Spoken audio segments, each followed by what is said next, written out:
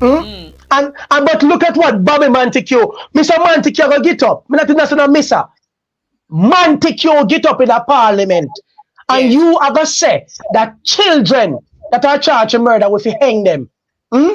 Yeah, I'm not surprised by anything that man says. And Jamaica ask that them on the resignation because what? Because Montague is considered the richest politician in the Caribbean. Or didn't know? Something. How Montague become the richest politician? Well, go on Google, go ask them because them know more than me and you. Probably them not no gagada. Thank God for Google. Google not no gagada. So Montague richer than Andrew Wale? Well, right now we look like Tufton richer than the whole of them because him have wait a second. Every day that go over there, so I wanna laugh.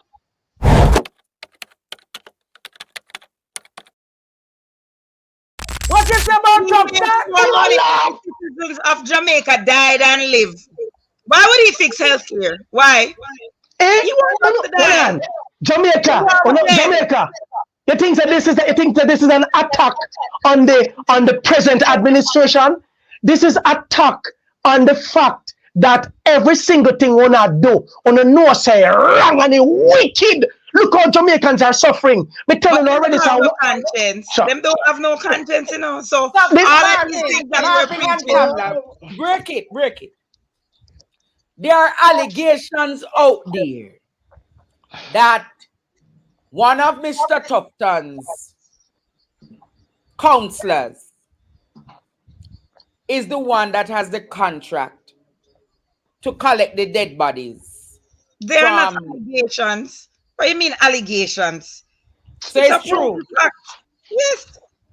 Then Andre, then you post it in from a company's office. It's not an allegation, it's a proof. Now you post a registration from a company office.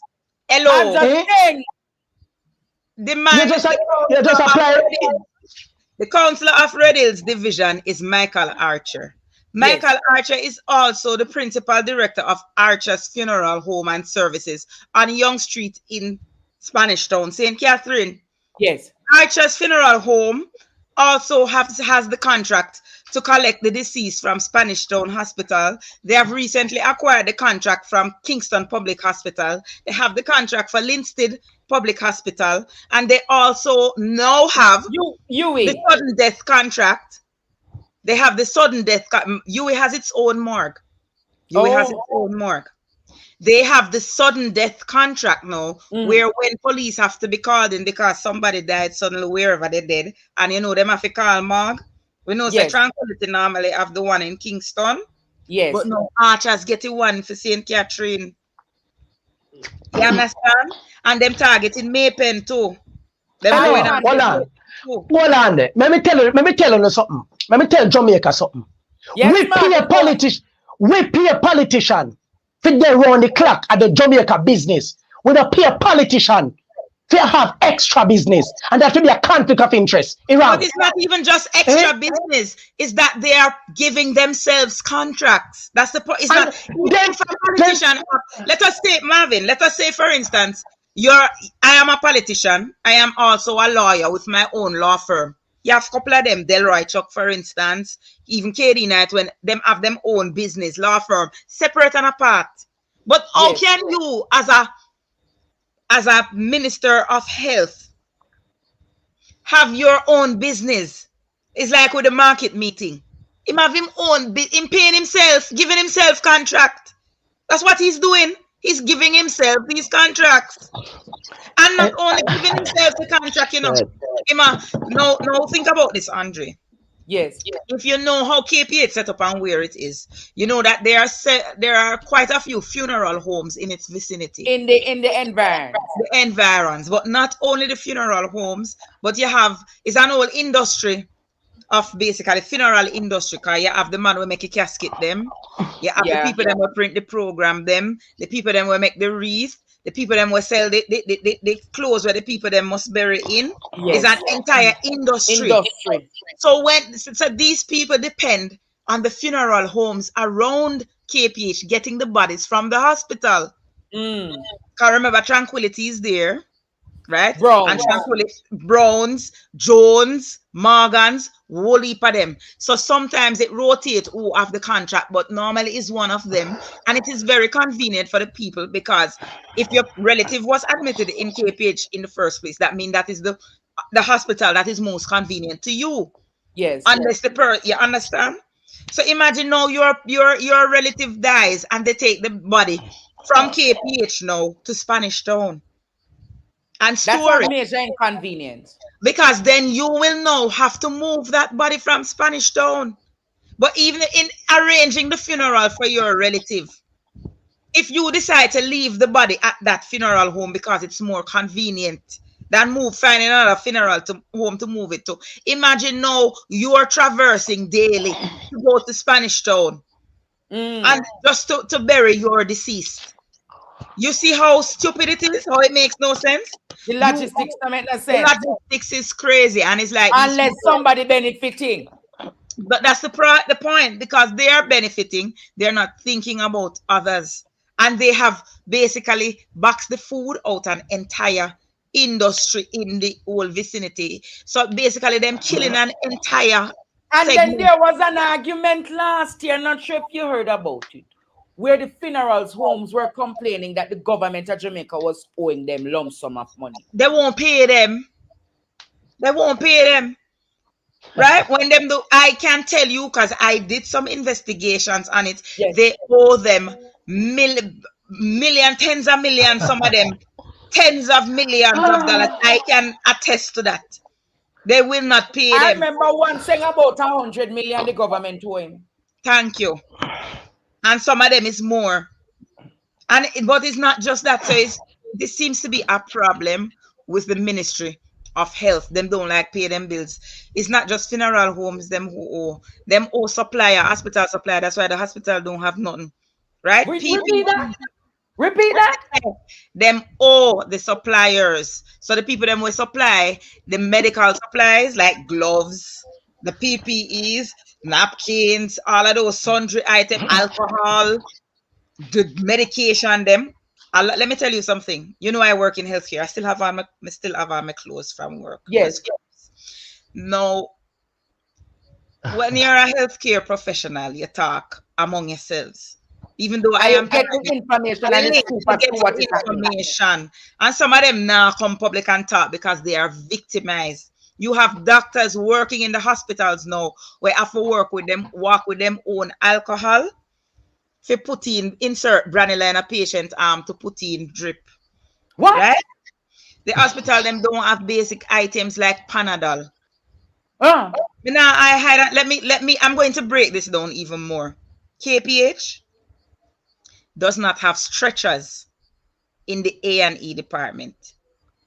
I had a colleague of mine who injured herself resuscitating a patient on the floor at KPH A&E because there were no stretchers. Mighty God. She injured herself. Right?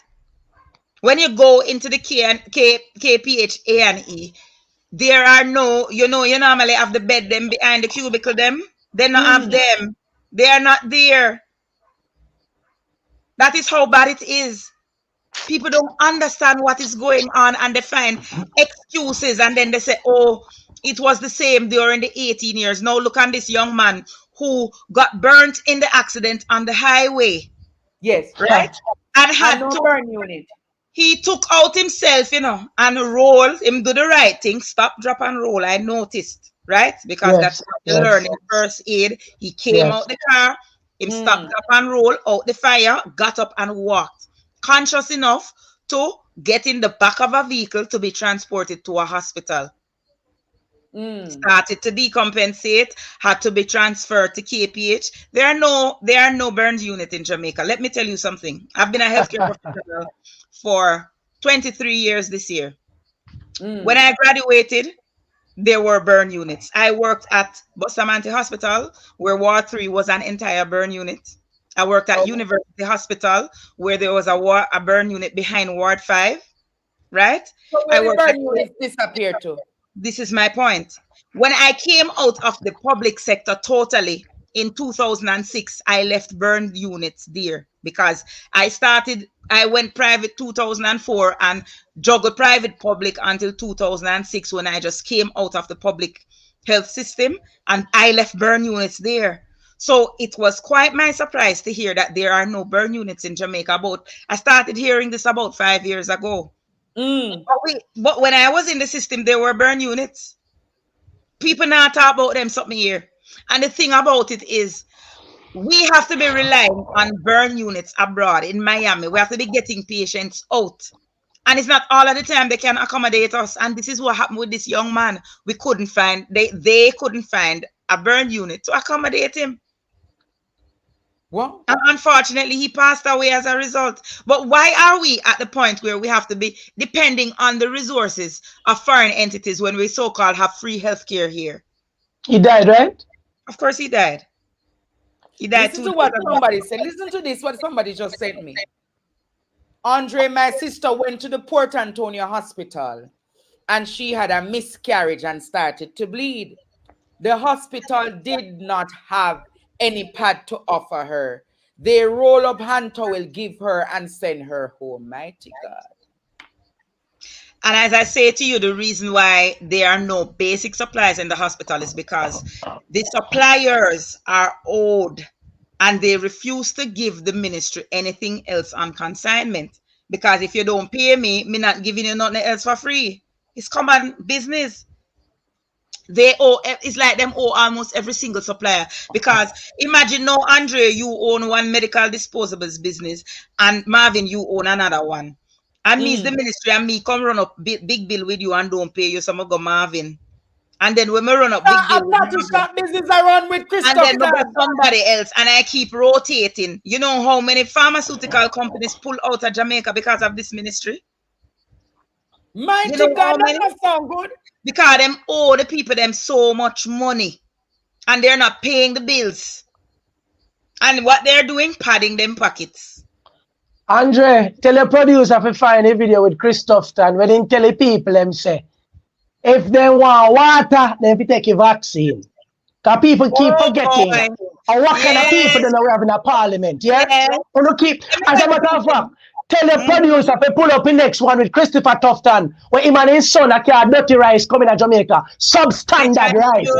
They still do, On the board like, couldn't know what go on the parliament. You know what they used to call him? Christopher Tufton for that prison. You know what they call him in St. Elizabeth in the seat when they have, I can't remember saying he was MP in St. Elizabeth, you know. Yes, before them dash him away. Southwest St. Elizabeth before him come. Them dash him away down there. Them dash him away. They used to call him Satan. Ask really? Christopher Tufton with the 600 billion dollars there. Ask Christopher Tufton with the 600 billion dollars there for healthcare. Ask the Prime Minister. Don't forget the 400 million when him get. 400 million in a COVID. Where is that? Yo, let me tell you something in Jamaica. Okay, we're not taking them something off a joke, you know. We're not taking them something off a joke, you know. And the whole country still and things that country run good enough. He is like things that country run good enough. He's like Teflon Dan because he's apparently a PR and marketing genius, so he gets away with these things. Everybody believes this man is innocent. And I mean, listen, me and Christopher are no friends, you know. Everybody's supposed to know about my battles with Christopher, you know. Really? Because remember, say, during dengue, I had to go knock heads against this man, and I went to war with Christopher in 2019, you know. When him hide the facts that so much baby are dead from dengue, you know. When me there hospital, you know. And I said the sick picnic them, you know. And this man had the audacity to tell me that there is no dengue outbreak, you know. When every single baby on Ward 15 at University Hospital is dengue them have, you know. When my three picnic them admit one time with dengue, you know. And this man, listen, Buster man to full up. Listen, let me tell you, these people are evil. We want to know about the baby them were dead. A couple of baby them were in the news. Me not forget nothing, man. Me not forget nothing. What really caused those babies to have died? Let me tell you something. It's because the place not getting cleaned properly. in terms of, and you can't listen. You cannot blame the workers. It's because they are not getting the supplies. They are not first and foremost. It's not even one factor.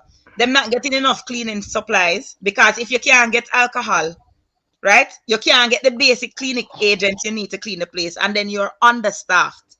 You're not getting the correct personal protective equipment to wear, right?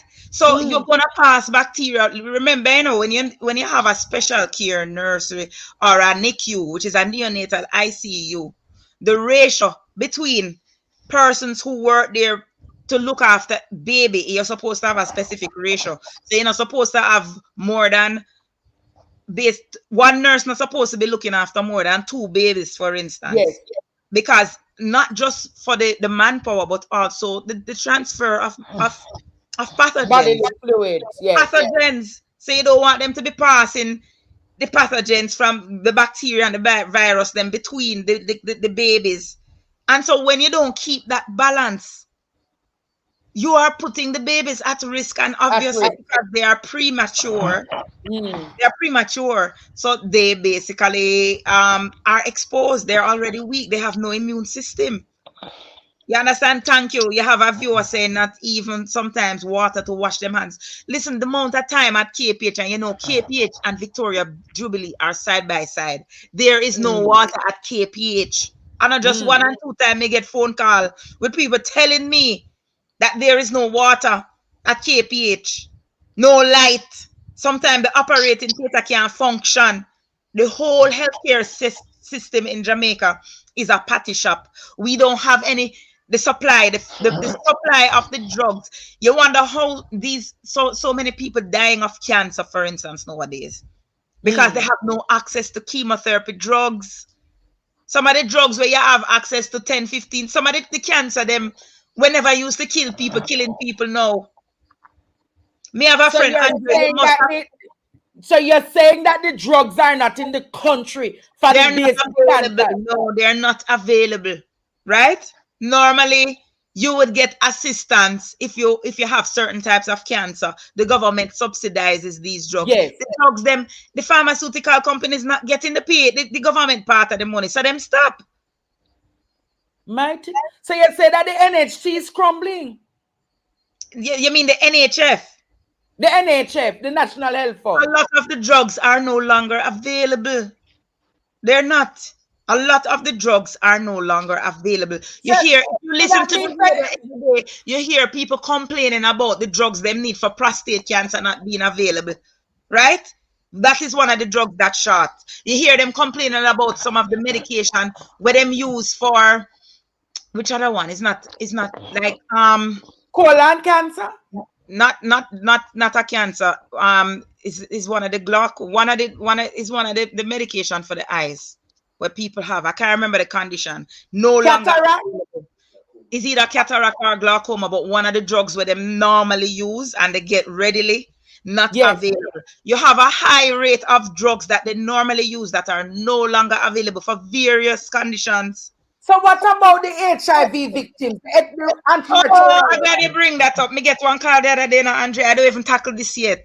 Yes. I don't even tackle the HIV drugs them yet now. And how we are no longer at a rate of 0 maternal fetal transmission. Remember, we used to boast about how there are no longer any cases of maternal fetal transmission, meaning the mother passing AIDS on the baby.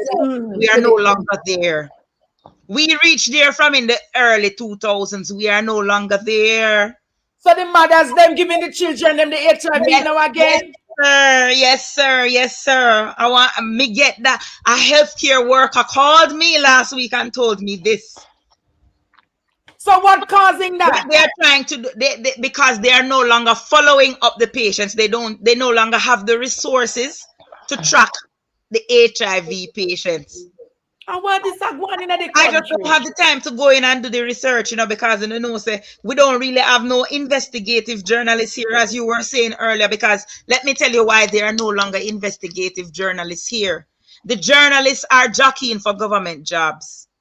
Because the government dangles the jobs over them, right? So if them play nice, they get a government job, they become a communications director of some statutory body, right? The government is who is giving these media houses the most revenue. If you, I say it on my live every night. If you listen to the radio, any radio station, the most ads you will hear is from the government. Every agent, every ministry. Can you imagine you have ministry of legal and constitutional affairs advertising? You're hearing ads from National Housing Trust. You're hearing ads from every single government agency, every single ministry, local government ministry. Everybody have ads on the radio. So every single media outlet is towing the line, because they listen. You can't bite the hand we feed you. He who pays the piper calls the shots.